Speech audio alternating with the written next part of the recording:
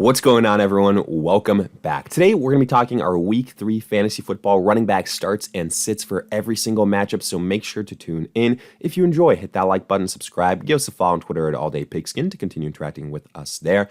Let us hear in the comment section, do you agree, disagree, along with any other questions you guys might have. We'll do our best to answer them all, but with that being said, let's get right into it. Before getting into our breakdown, I want to highlight the sponsor of today's video, OddsJam. OddsJam continues to be the place that I use for all of my sports betting research, from the NFL, NBA, MLB, to daily fantasy and everything in between.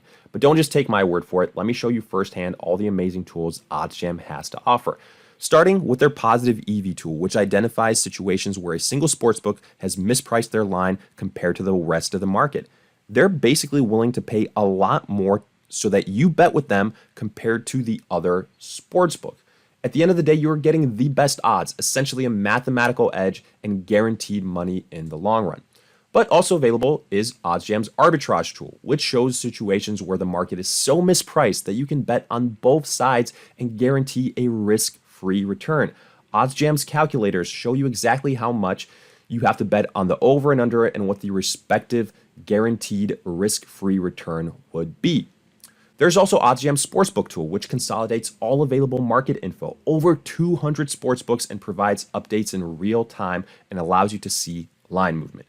But my personal favorite is their Fantasy Optimizer tool, which is great for those using PrizePicks, Underdogs, or other daily fantasy sites, as you get to see discrepancies between all of these sportsbooks. Imagine, PrizePicks has a Patrick Mahomes line at 200.5 passing yards, and all other books like FanDuel and Underdog have this line at 230 passing yards. Well, getting the over 200.5 on PrizePicks would be an absolute steal. Guess what? OddsJam does that for you. And the good news is, if you sign up today and use our code PIGSKIN, check the link and promo code in the description of this video, you will get 25% off your first month. OddsJam also has a 7-day free trial, so you get to try before you buy. So don't waste any more time and sign up for OddsJam using our code PIGSKIN today. Now, we kick off Week 3 with the Giants at the 49ers. And here, it's pretty simple. There's only one name you really want to focus on. That's Christian McCaffrey. The guy's been an absolute stud since the season started. You know, RB1, that's why you potentially drafted him first overall. And I don't think he will disappoint this week either versus the Giants, a lonely Giants team that was lucky to win last week. Now, it's kind of more interesting on the Giants side of things, right?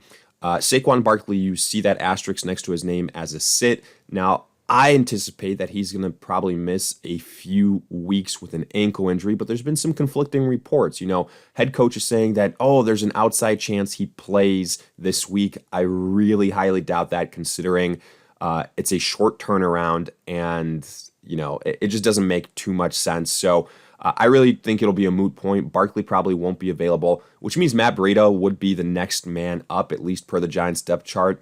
And even with that being the case, I don't love the situation. Versus a stout 49ers defense, a struggling Giants team, I think you're better off sitting the Giants backfield here. Maybe if it was a more favorable game, a more favorable defense, then we could have a conversation. But versus the 49ers, no way. Sitting the Giants running backs. Afterwards, Falcons at the Lions, the battle of the rookie running backs. So you're going to start Bijan Robinson. He has been featured for the Falcons, and I think it's going to continue to trend that way. He's done more with just as many opportunities as that of Tyler Algier, who I think the split is going to continue to get higher and higher for Bijan. He's already used more as a pass catcher. So to me, Bijan Robinson continues his great rookie start here versus the Lions. And then I would be sitting Tyler Algier. I think this could be more of a pass-heavy type of game. That doesn't really favor Algier's skill set and how the Falcons want to use him, so I'm sitting him. Then for the Lions, I'm starting Jahmyr Gibbs. Notice no David Montgomery here. He's going to miss several weeks with his injury. Now, we'll see if that means the Lions unleash Jahmyr Gibbs. There's still Craig Reynolds, kind of a dark horse sleeper name on waivers this week, but I just have a hard time thinking that they're going to allow him to see like 10, 15 carries a game. I think it's going to be Jahmyr Gibbs, and I think, he's going to see his highest upside here through the first 2 weeks of the season. So while he's not in the Bijan Robinson category, I think he can be a solid mid-level 2 type of running back, potentially higher in full PPR if he gets a lot of pass catching opportunities. And then, like I said, I would sit Craig Reynolds. I want to see how the Lions utilize him before inserting him into our lineups. Afterwards, Chargers at the Vikings. I'm starting Austin Eckler if he plays. Notice the asterisk next to his name. His injury, kind of no timetable, but I think it's going to be on the shorter side if I had to guess. Now, if he doesn't play, do you take a chance on Josh Kelly? I know he kind of disappointed us this last week versus the Titans. Look, this is the way that I see it. If you're in a standard scoring league and you need like around 8 to 10 points, I think Josh Kelly can do that for you. I think he is a low-end running back 2, high-end running back 3. That's kind of going to be touchdown dependent. What worries me here is I could see this being a back-and-forth game through the air, which won't favor Kelly, so that's my worry there. But on the Viking side of things, I actually like Alexander Mattison. This is, I think, where we see that stretch of games get a little bit easier for him.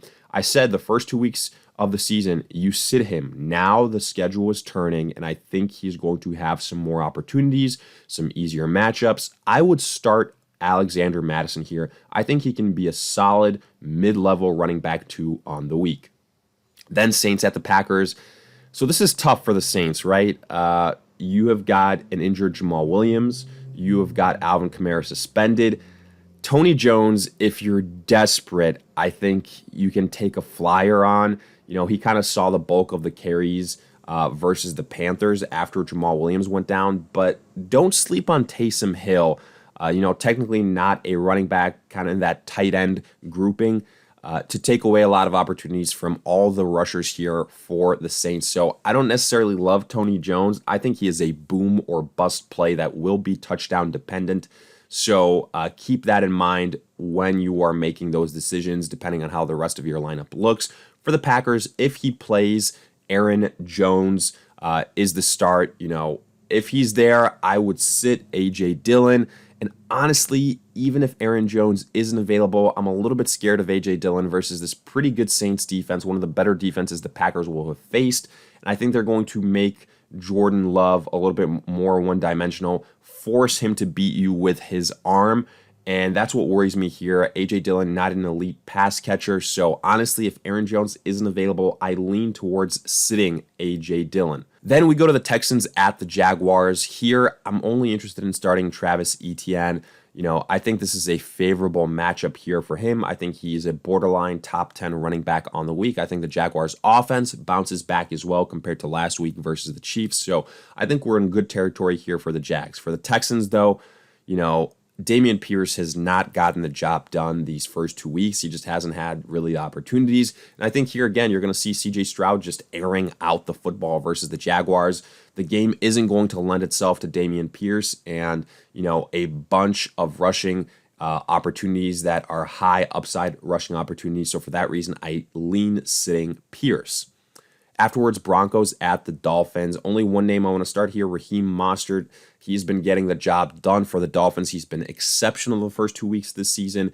We'll see how that trend continues after the Dolphins get a little bit healthier at that position. But right now, Raheem Mostert has been playing like a top 10 running back. And I think he's got, again, low-end running back 1 upside for the week. You set and forget with Raheem Mostert in this Dolphins offense right now. For the Broncos, it's kind of ugly on the ground. They haven't been getting the job done. It's been a bit of a split situation. Javonte Williams not getting the high usage, not really all that shocking considering his injury that he's coming back from. So here, I would rather sit both of these guys, Pirine and Williams. I think that this is a game where the Broncos are going to have to air it out more than focus on the rushing attack.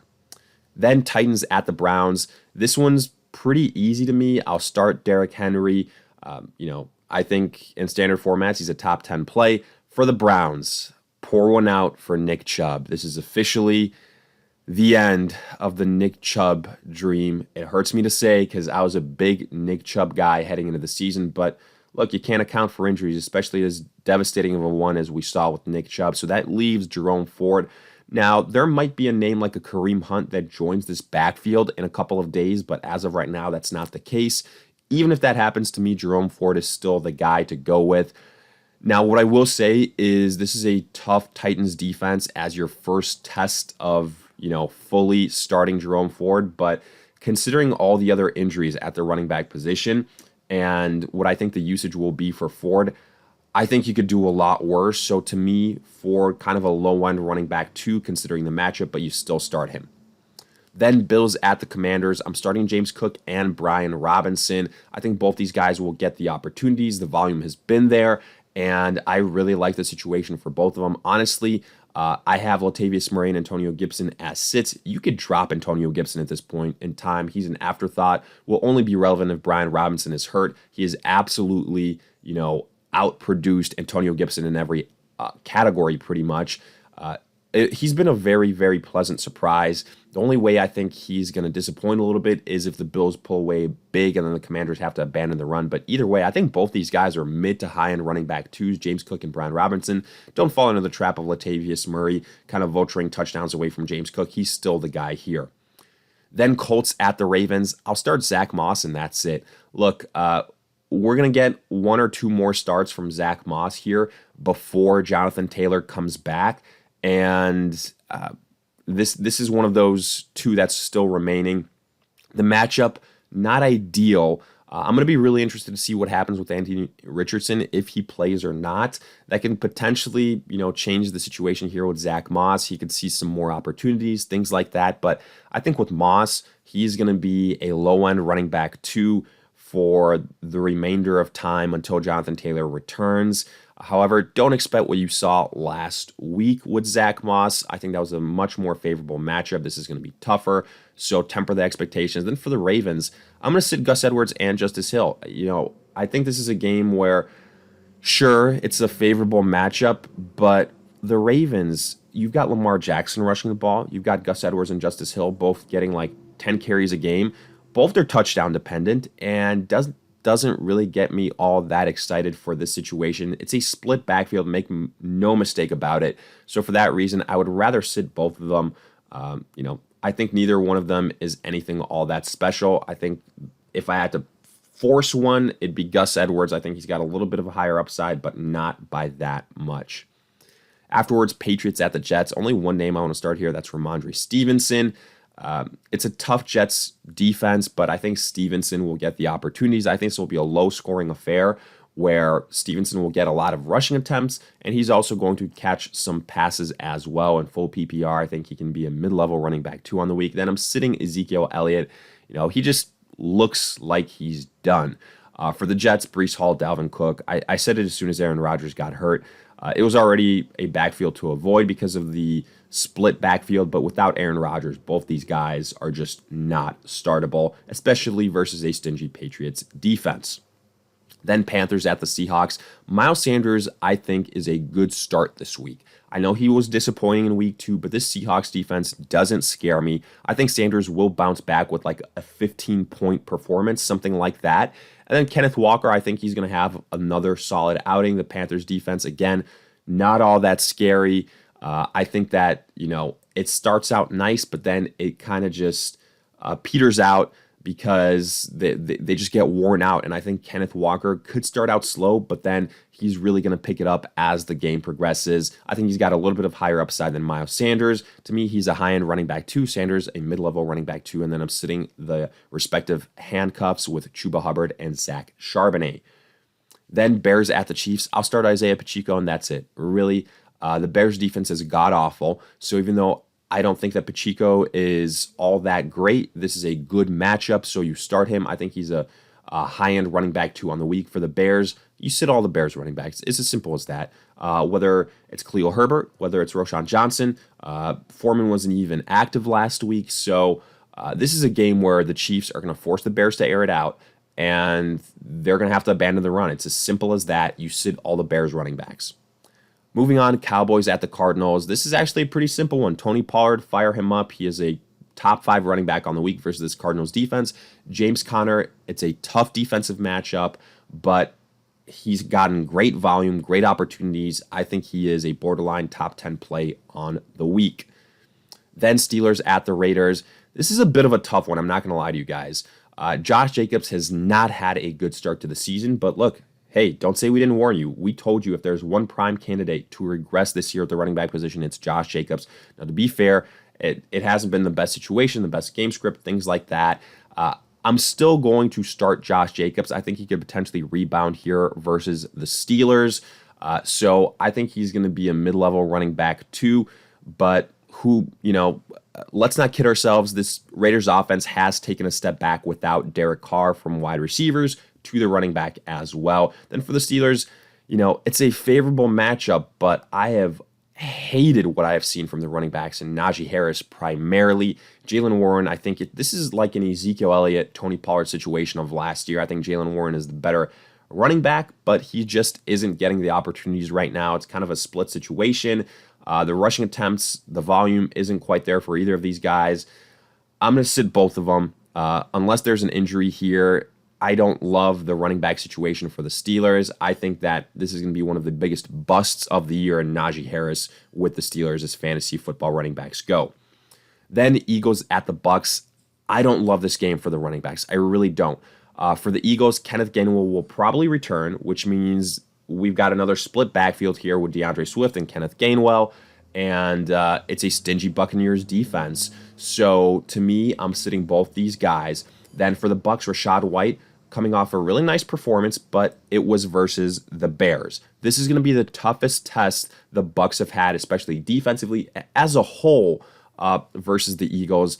And that front for the Eagles is no joke. I think they're going to stop Rachaad White, and I think you could see Baker Mayfield kind of struggle here. Rachaad White, to me, is a no-brainer sit on the week. Then Rams at the Bengals. I'll start both Kyren Williams and Joe Mixon. Now, the worry here with Joe Mixon is we could potentially be without Joe Burrow, so that's going to hurt the situation a little bit. But the Rams defense doesn't scare me all that much. I think Joe Mixon can still be, worst case scenario, low on running back too. Then Kyren Williams coming off a huge performance versus the 49ers. Again, the Bengals defense doesn't scare me all that much. I think he can be a solid mid-level running back too on the week. I just wouldn't look for him to necessarily duplicate exactly what he did last week. But with that, we wrap up our week 3 fantasy football running back starts and sits for every single matchup. If you guys enjoyed, hit that like button, subscribe, give us a follow on Twitter at AllDayPigskin to continue interacting with us there. Let us hear in the comment section, do you agree, disagree, along with any other questions you guys might have. We'll do our best to answer them all. But in the meantime, we'll see you guys in future videos.